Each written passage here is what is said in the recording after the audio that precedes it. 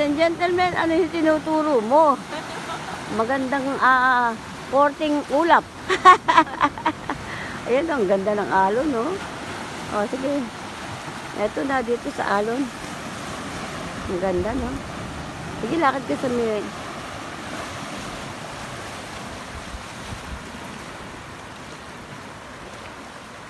Dahan-dahan, ha? You be careful. Wow, ang ganda dyan. Ang ganda.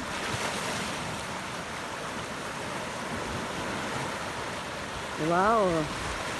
Ayan pala, oh. Doon nasa tubig ka na. Ang ganda, oh. Yan, may alon. Ang ganda talaga dito. Ayun ang Capones, ang Camarita. Oh. Ang lalaki ng boulders, ano? Maraming boulders ito. Galing pa nga doon sa lote ko, eh.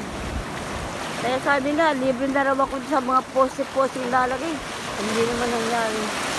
Ang lalaki nitong binot, minsan dalawa lang karga na isang truck, eh. Milyon to. Napagal. Pero at least maganda to kaysa walang ganito, no? Napapasyalan ngayon to, eh.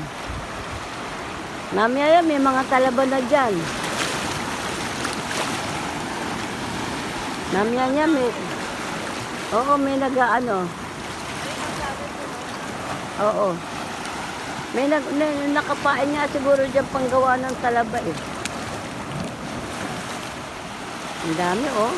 Yan, mamaya yung mga bernacles na yan, oh.